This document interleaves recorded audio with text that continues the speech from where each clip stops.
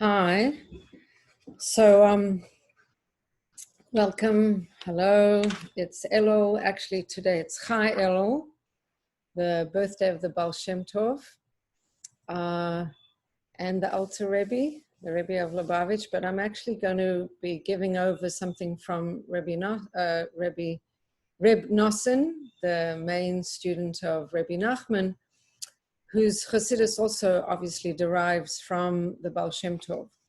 So we're continuing in this study of Likkutei Halachot, and we're in the first chapter, which is based on the halacha that's brought in Shulchan Aruch, that in the morning, a person should yitzgaber ka'ari, they should get up like a lion, la'amod baboker, in the morning, la'avodat boiro, Shehei shuhu me'oire hashachar, that a person should strengthen himself like a lion to rise up in the morning for the service of his Creator, so that it is he who awakens the dawn.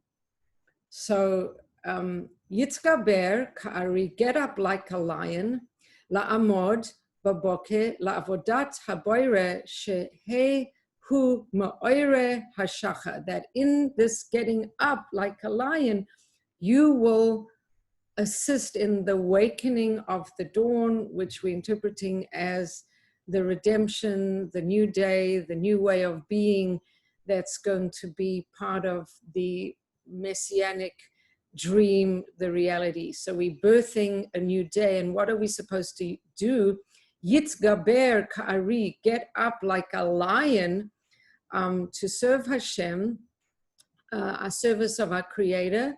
And this way of being is going to me'oire hashacha, it's going to awaken the dawn. And then the continuation of this little beginning is Shavisi Hashem negdi tamid, I put and I place Hashem in front of me always, ze klal gadol b'torah v'chule.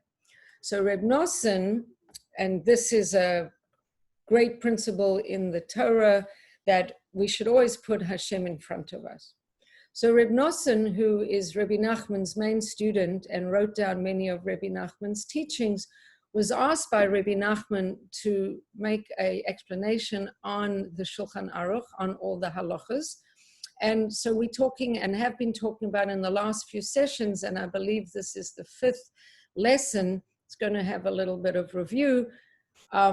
How to wake up in the morning like a lion, and how to wake up in such a way that our waking up is going to assist the breaking of the new dawn, this new way of being.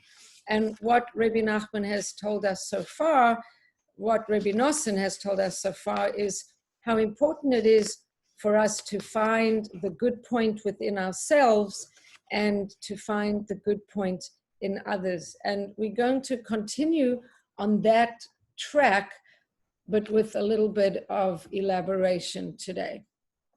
So it says, and now it's the first halacha, and it's the 4th part, the 4th little chapter of this first halacha.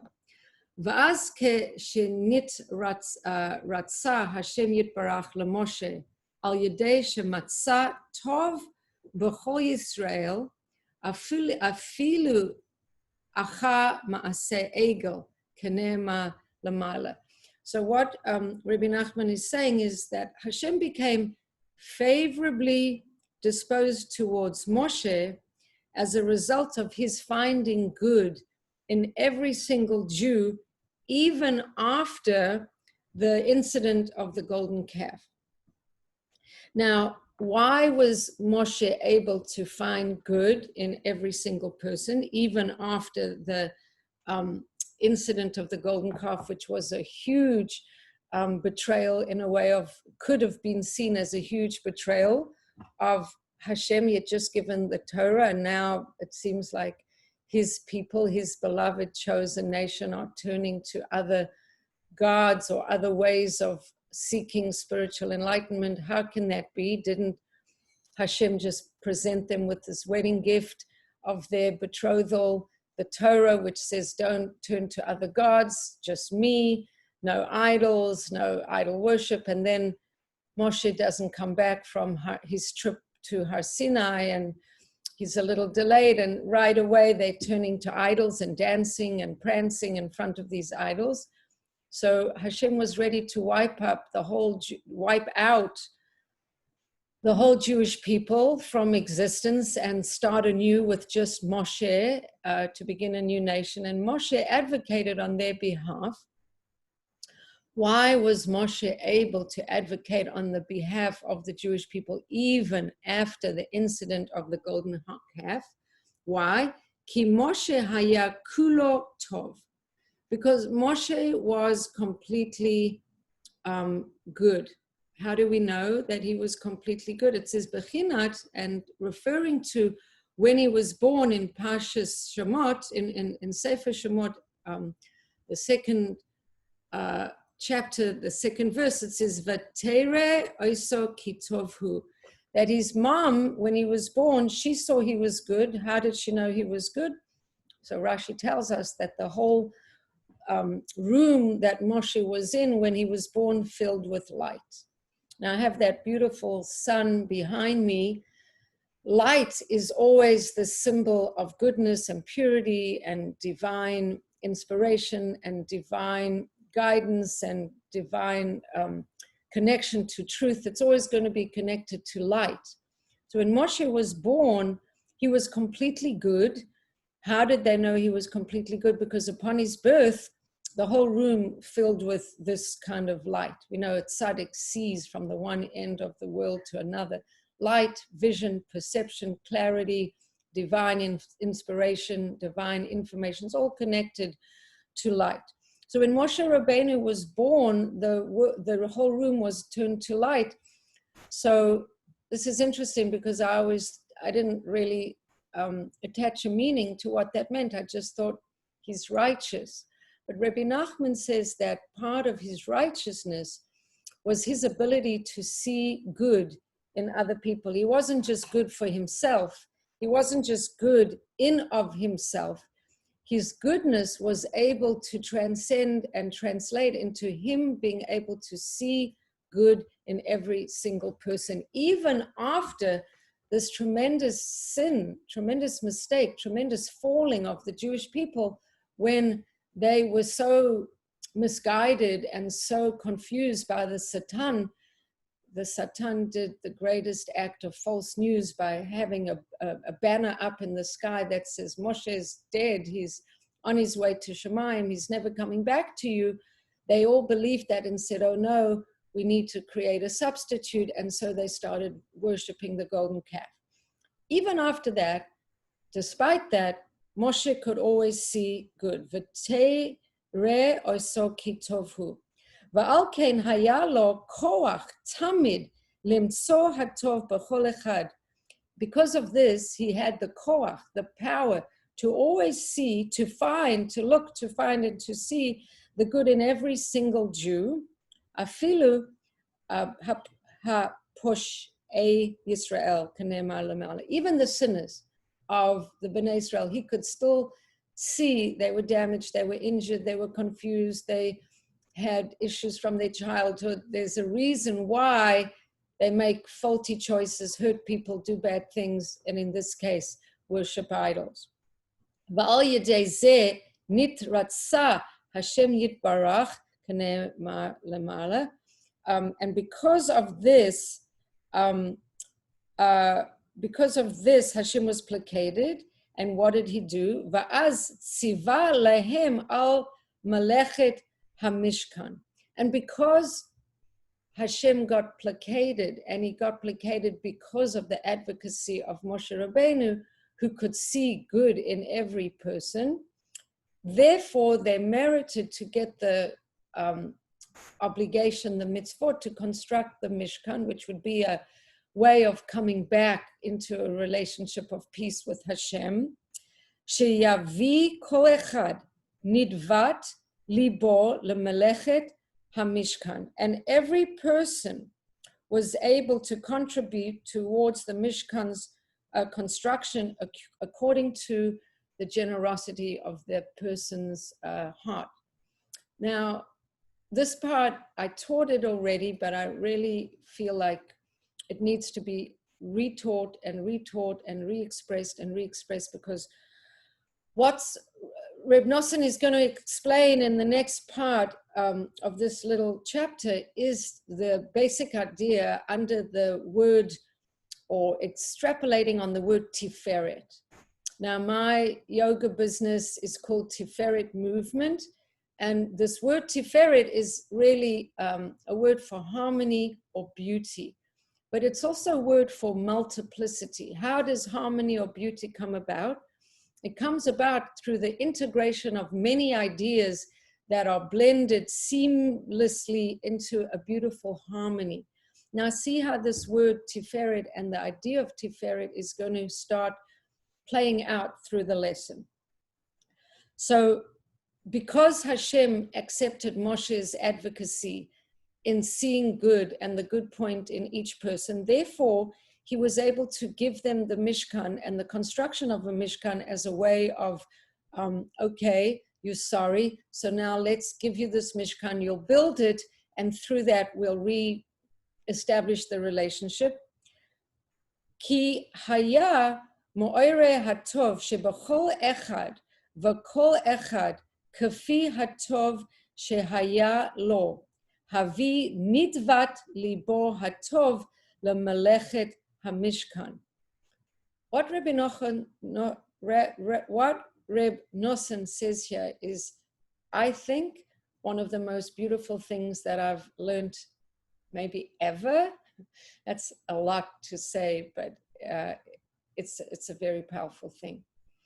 Through each person's finding within themselves their good point, through each person finding their own vulnerability, their own reason that they could forgive themselves for their mistake and their participation in what was a huge community mistake, through them digging into themselves and finding the good in themselves, so they contributed to the Mishkan, but each of their contributions were distinctly different, and each of their contributions were based on who they were, and each of their contributions was based on finding the good in themselves and then transforming that, turning that into something that could be used to build something even better than what was before. So the whole thing of the Mishkan coming on the end of the mistake, falling out of consciousness of the Chet HaEgel, and then each person has to dig in himself and repair the injury within themselves that allowed them to be led into such a wrong perception action. And then they contribute that based on each of their differences. Each Jew is able to contribute towards the Mishkan according to the generosity of his heart. For Moshe would rouse the good in each person. So Moshe would inspire this tshuva and this actual good point in each person. Moshe was able to arouse it through his seeing and looking for the good. And then they would contribute to the Mishkan according to the generosity of their own heart. But it goes much more, it goes further. Ki ha-Mishkan nivna mikol hatov shinit barer mikol echad mi-Yisrael shezehu bechinat zahav v'kesev v'nachoshes v'techeles v'argaman v'tolaas shani v'chule. Each of these different materials that were given to the Mishkan were in actual terms in the pshat of all those materials. They were all given to the Mishkan. Let's read the list: gold, silver, copper, sky blue, dark red, crimson, all of these actual articles. But Reb Nosson is suggesting and implying on the basis of Rabbi Nachman's teachings that each person's contribution was also from the repairing of their heart and the giving of the good point in each of them. So it's their talents, it's their uniqueness, it's their individual styles, it's their individual ways of being. This one sings, this one is a craftsperson, this one is a weaver, this one can inspire with good vibe or whatever. Each person is giving their good point, and that is also, and the gift that they gave is incongruous with the good point. So some people are giving gold, silver, other people are giving something else, and it's all in connection. Now, this alludes to the supernal colors. We have to talk about the supernal colors. This alludes to the supernal colors, which are themselves representative of the good inside every Jew. So all these different items that they contributed to the Mishkan are connected to the supernal colors. So what are these supernal colors? So in Pardes Rimonim, Rabbi Moshe Cordovero teaches that these colors represent the different sphirot, the divine attributes through which the infinite and unknowable God makes himself known in his creation. They are called colors because each holy attribute has its own distinct characteristic and hue. Each sphira reveals a different dimension of Hashem as he relates to this world. Therefore, revealing the supernal colors reveals godliness, which, as we have seen previously, is synonymous with the good points inside each and every Jew. So each and every Jew does tshuva, finds the good point in themselves because they were inspired by Hashem to do that. And then they give forth different items, gold, copper, silver, crimson, sky blue, dark red, all these different things, but that's connected to who they are. And who they are different colors, so to speak, which represents and reflects the different colors in Hashem's own multifaceted multitude of colorfulness. Each person being unique and different in themselves is reflecting differences and uniquenesses in Hashem. And so they're all contributing this multifaceted, colorful contribution. Okay, now it goes even more because remember, my favorite word is tiferet. So let's just keep going here.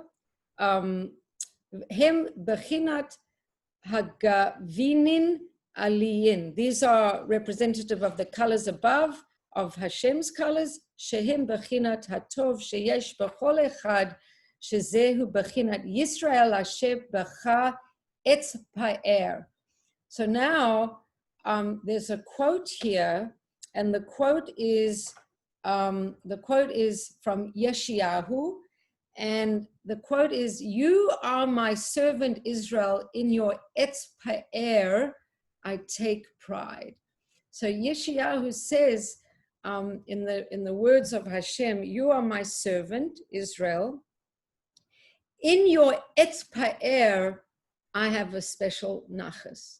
I have a special nachas," or it's also translated that I will boast about my servant Israel. But one of the ways, et pa'er has that word of tiferet. The word, so I will be proud. I will be proud of my people. I will have proud. I will be proud of them. I will feel like they luminous and splendorous, but I will see this multifaceted aspect of their color. This is the import of Hashem's praise for the Jewish people. Israel, in you, etz pa'er, the Hebrew term for pride, pa'er, also connotes splendor, especially as it manifests through the beauty of color. Hashem takes pride in the Jewish people because they're made up of a multitude of colors.